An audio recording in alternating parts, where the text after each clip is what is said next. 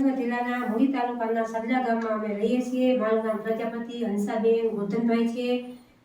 મારા ઘરની બાજુમાં પાણીની પાઇપલાઇન નીકળેલી છે જે ઘણા ટાઈમથી લીકેજ છે અને એનું પાણી આ સંડાસના કૂવામાં આવે અને વધુ પાણી મકાનની દિવાલની અંદર ઉતરેલું છે અને આ કૂવો પણ આખો બેસી ગયેલો છે। આ મકાનમાં પાયામાં પાણી ઉતરવાના કારણે આખું મકાન અને ઉપર ધાવું ભરેલું છે, આખું મકાન બેસી ગયેલું છે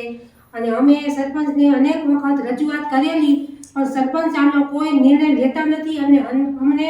હરખો જવાબ પણ નથી આપતા। હું જ્યારે એમની પાસે ગઈ ત્યારે મેં એમને રજૂઆત કરેલી કે અમને આ પાઇપલાઇન અત્યારે તમે ટાઈમ પર અમને રિપેરિંગ કરી આપો તો અમારા ઘરમાં પાણી આવતું આ બંધ થઈ જાય તો અમારે આટલી બધી તકલીફ ન વેઠવી પડે। તો સરપંચશ્રીએ મને ચોખ્ખું જ કીધેલું કે મારાથી આ કંઈ થશે નહીં અને તમારે જે પગલાં લેવા હોય એ લઈ શકો છો અને મારા પાસે માણસો નથી કે હું તમને રિપેરિંગે કરી આપું। એટલે અમારે જાતે આ બધું અમે રિપેરિંગે કર્યું, ઘણી વખત રિપેર કરવા છતાં આ પાઇપલાઇન હજી લીકેજ છે અને પછી અમે જો આ અરજી કલેક્ટર સાહેબને આપેલી છે પણ એનો આજ 20-22 દિવસ થઈ ગયા પણ હજી એનો કોઈ અમને જવાબ પણ મળેલો નથી અને કોઈ અધિકારી અહીંયા જોવા પણ આવેલા નથી। અને ભારતની સંકલ્પ યાત્રાનો જે રથ ફરે છે ગામડે ગામડે એ અમારા ગામની અંદર આવેલો ત્યારે એમાં વાસ્મોના મોટા સાહેબ આવેલા ત્યારે અમને એમ કે અમે સાહેબને વાત કરીએ તો અમારું કામ થાય, અમારા ગરીબ માણસનું કામ વાત સાંભળે અને અમારું કામ થાય। એટલા માટે અમારે સાહેબને વાત કરવાની હતી ત્યારે સરપંચ અને એના બીજા સાથી મિત્રો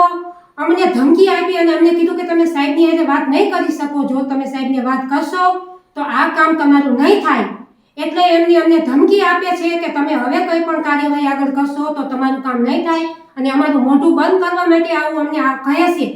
એટલે હવે હું એટલું જ કહીશ કે આ આખા ગામમાં પીવીસીની લાઈન નાખી તો આ એક લાઈન કેમ બદલવામાં ન આવી, આ લાઈન નથી બદલી એના કારણે અત્યારે અમારે આ બધું ભોગવવાનો વારો આવ્યો છે તો અમારા ગરીબ માણસનું કોઈ સાંભળતું નથી। એટલે હું એટલું જ કહીશ કે જો કોઈ પણ આ મારી વાત જો સાચી હોય તો તમે એમ કહેજો કે ના આ સરપંચને આ કામ કરવું પડે અને સરપંચની માણસની ચૂંટણી કરીને સરપંચ શા માટે બનાવવામાં આવે છે કે આમ નાગરિકને કોઈ પણ તકલીફ હોય તો એને મદદ કરવી અને એનું કામ કરવું પડે એ એમની ફરજ છે પણ એમને એક પણ ફરજ નિભાવી નથી। અને ગામમાં બીજી જગ્યાએ ગમે તે ફોલ્ટ હોય તો અહીંયા માણસો બોલાવી અને તાત્કાલિક રિપેરિંગ કરાવે છે જ્યારે આ મારા ઘરની આટલું પાણી આવવા છતાં એક પણ વખત એમને રિપેરિંગ નથી કરાવ્યું અને અમને બહુ હેરાન કરે છે। એટલે હું એમ કહું છું કે આ પાઇપલાઇન વહેલી તકે બદલાવે તો આ પ્રશ્નનો હલ થઈ શકે એમ છે અને અમારા ગરીબ માણસનું આ મકાન પડી જાય એટલી હાલત ગંભીર થઈ ગઈ છે, તમે જોઈ શકો છો આમાં ક્યારે પણ જાનહાનિ થઈ જાય એટલી બધી મુસીબત છે। એટલે હું એટલું કહીશ કે આમાં મને ન્યાય મળે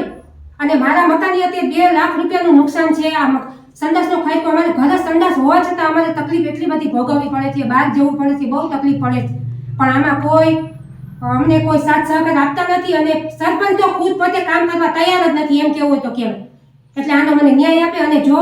આ કંઈ પણ કરવામાં નહીં આવે ને તો હું કલેક્ટર કચેરીએ જઈ અને આત્મવિલોપન પણ કરીશ।